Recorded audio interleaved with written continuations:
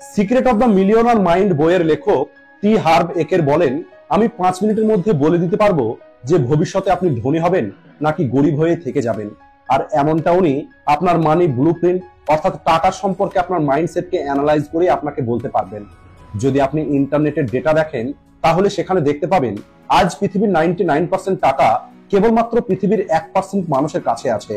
আর মজাদার কথা হলো, যদি এই 99% টাকাকে পৃথিবীর সমস্ত মানুষের কাছে সমান ভাগে ভাগ করে দেওয়া হয়, তাহলেও কিছু বছরের মধ্যেই পুনরায় এই 99% টাকা ওই 1% মানুষের হাতেই চলে আসবে।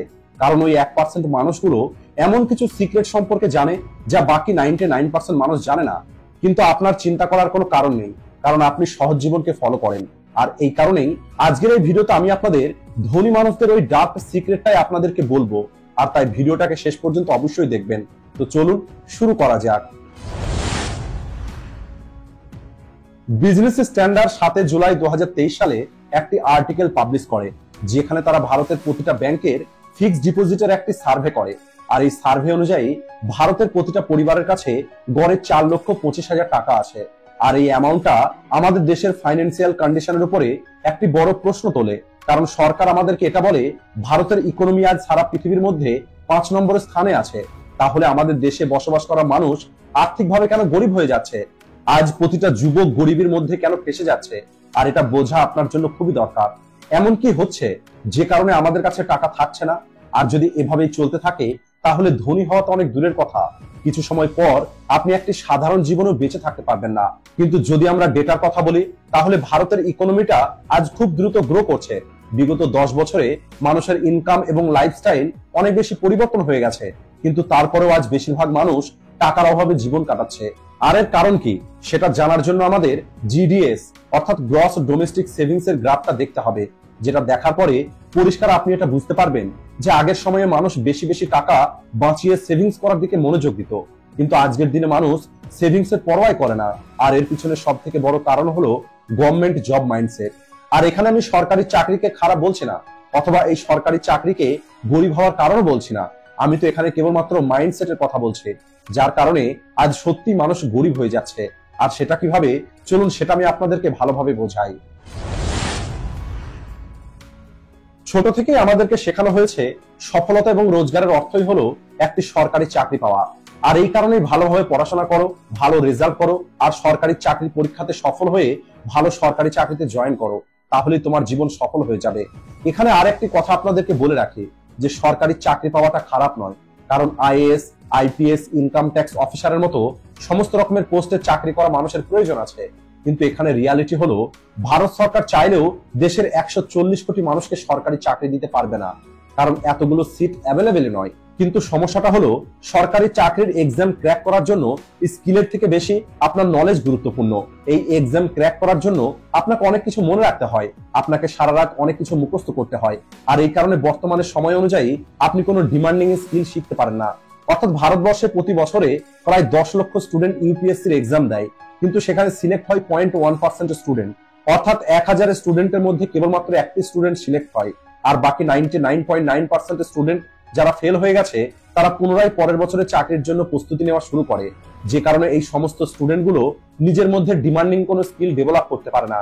আর এই স্কিলের অভাবের কারণে আজ ভারতের 80% ইঞ্জিনিয়ার জব করার যোগ্যই নয়। এরা এদের ডিগ্রি অনুযায়ী চাকরি পায় না। আর কেবলমাত্র 7% এমবিএ গ্র্যাজুয়েট চাকরি করার যোগ্য। বাকি প্রত্যেকেই 8 থেকে 10,000 টাকা স্যালারিতে কাজ করছে কেবলমাত্র নিজের পেট চালানোর জন্য। আর এখান থেকে শুরু হয় আসল সমস্যাটা। আগেকার দিনে মানুষ খরচ এবং লোক দেখানো কম করতো আর সেভিংস এর দিকে বেশি মনোযোগ দিত, কারণ তখন মানুষের ইনকাম অনেক কম ছিল। এই কারণেই মানুষ খরচ কম করে সেখান থেকে সেভিংস করার চেষ্টা করত। দেখুন, আজ একটি সরকারি চাকরি আপনাকে মিডল ক্লাস লেভেল পর্যন্ত নিয়ে যেতে পারে, কিন্তু এই সরকারি চাকরি আপনাকে কখনোই ধনী করবে না। কিন্তু আজকের সময়টা হলো সোশ্যাল মিডিয়ার, যেখানে সেলিব্রিটি, বড় বড় স্টারদের লাইফস্টাইলকে দেখে মানুষ আজ দামি দামি জিনিস কেনার চেষ্টা করছে। আজ যেখানে একটি বিয়ে 10 লক্ষ টাকায় করানো সম্ভব হতো, সেখানে আজ কেবলমাত্র মানুষ শো অফ করার জন্য যে আম্বানি ওনার ছেলের বিয়েতে এত কিছু করেছেন, পান্ডেজি ওনার জামাইকে 1 লক্ষ টাকার দামি ঘড়ি উপহার দিয়েছেন, এইরকমই আরো অনেক কিছু। আর এই কারণেই অন্যদের দেখে শো অফ করতে গিয়ে আজ 10 লক্ষ টাকা বিয়েটা 70 থেকে 80 লক্ষ টাকা, এমনকি 1 কোটি টাকাতে পৌঁছে যাচ্ছে। আর এই সমস্ত খরচগুলো মানুষ নিজের টাকাতে নয়, বরং টাকা ধার নিয়ে অথবা লোন নিয়ে করে থাকে। যে কারণে মানুষ ভয়ানক একটি ডেট ট্র্যাপের মধ্যে ফেসে যাচ্ছে। আর এরপরে এদের ধনী হওয়া তো অনেক দূরের কথা, বরং সঠিকভাবে পরিবারের খরচ চালানোটাও অনেক কঠিন হয়ে যাচ্ছে।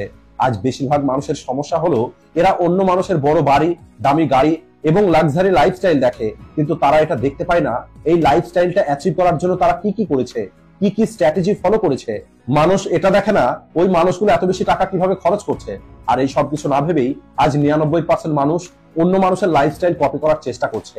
চলুন এটাকে আমি আপনাদের বাস্তব কিছু উদাহরণের মাধ্যমে বলি। নাম্বার 1, কেরালার একটি অটো ড্রাইভার, যার লটারি কেনার খুবই খারাপ একটি নেশা ছিল। বারবার পরিবারের লোক মানা করার পরেও অটো ড্রাইভার কারোর কথা শুনতো না, আর সে প্রতিদিন লটারি কিনতো। আর একদিন তার ভাগ্য পরিবর্তন হয়ে যায়, আর ওই অটো ড্রাইভার 25 কোটি টাকার লটারি লেগে যায়। এটা শোনার পরে ওই অটো ড্রাইভার অনেক বেশি খুশি হয়ে যায়। এরপরে ওই অটো ড্রাইভার সেই টাকা দিয়ে অনেক বেশি এনজয় করে, আর শো অফ করতে গিয়ে অনেক বেশি টাকা খরচ করে দেয়। এছাড়া ওই অটো ড্রাইভারের পরিবারের সমস্ত মানুষজন হঠাৎ করেই অটো ড্রাইভারের সঙ্গে সম্পর্ক গভীর তৈরি করে নেয়। যারা কোনো এক সময় অটো ড্রাইভারের খবর পর্যন্ত নিত না, এরা প্রত্যেকেই এসে অটো ড্রাইভারের সেবা করা শুরু করে, আর অটো ড্রাইভারের কাছে থেকে টাকা চাওয়া শুরু করে যে আমার কাছে এটা নেই, আমি অনেক ঋণের মধ্যে জড়িয়ে আছি, তাই আমাকে একটু সাহায্য করো। আর এমনটা ভারতের প্রতিটা পরিবারের মধ্যেই দেখতে পাওয়া যায়। আর এমনটা করতে করতে মাত্র কয়েক বছরের মধ্যেই ওই অটো ড্রাইভারের সমস্ত টাকা খরচ হয়ে যায়, আর ওই অটো ড্রাইভার পুনরায় তার আগের কন্ডিশনে ফিরে আসে। নাম্বার 2, সুশীল কুমারের নাম তো আপনারা অবশ্যই শুনেছেন, যে 2011 সালে কেবিসিতে 5 কোটি টাকা জিতেছিল। কিন্তু 5 থেকে 10 বছরের মধ্যেই নিজের ভুল ফাইন্যান্সিয়াল ডিসিশন এবং এক্সপেন্ডের কারণে সুশীল কুমার পুনরায় গরিব হয়ে যায়। আর এখান থেকে এই কথাটা পরিষ্কার বুঝতে পারছেন যে কেবলমাত্র নলেজেবল হয়ে কেউ ধনী হতে পারে না। আপনি যদি এই মানুষগুলোকে কোটি টাকাও দিয়ে দেন, কিছু বছরের মধ্যেই এরা পুনরায় আগের অবস্থায় ফিরে চলে আসবে, কারণ এরা ধনী হবার সেই টপ সিক্রেটটা জানে না, যেটা সমস্ত ধনী মানুষগুলো খুবই চালাকির সঙ্গে ফলো করে। চলুন আর একটি স্টোরি আপনাদেরকে বলি, অনুরাগ এবং দেবিসা। 2020 সালে অনুরাগ এবং দেবিসা নামের একটি কাপল একটি কফি ব্র্যান্ড শুরু করে, যা মানুষের মধ্যে অনেক বেশি পপুলার হয়। আর ওই ব্র্যান্ডকে পপুলার করার জন্য এরা অতিরিক্ত টাকা খরচ করেনি, বরং এরা এদের মোবাইল ফোনের মাধ্যমে কফির নানা রকমের রিল ভিডিও তৈরি করে ইনস্টাগ্রাম এবং ফেসবুকে অ্যাডের মাধ্যমে বেশি বেশি মানুষের কাছে পৌঁছে দিয়েছে। আর এরপরে ওই কাপলস বাড়িতে বসে অনেক বেশি অর্ডার পেতে শুরু করে। আর মাত্র 2 বছরে এদের সফলতা দেখে একটি বড় কোম্পানি এদের ব্র্যান্ডকে 25 কোটি টাকা দিয়ে 80% শেয়ার কিনে নেয়। আর এখন এদের কাছে 25 কোটি টাকাও চলে এসেছে, যেটা তারা এনজয় করতে পারবে। আর চাইলে এখান থেকে 5-10 কোটি টাকা দিয়ে অন্য আর একটি বিজনেস শুরু করতে পারবে। আর যদি এদের বিজনেস ফেল হয়ে যায়, তাহলেও এদের কিছু যায় আসে না, কারণ ওই কফি ব্র্যান্ড আজ খুব দ্রুত গ্রো করছে, যার 20% শেয়ার এখন এদের কাছে আছে, যা সবসময় এদের পকেটে কোটি কোটি টাকা নিয়ে এসে দেবে।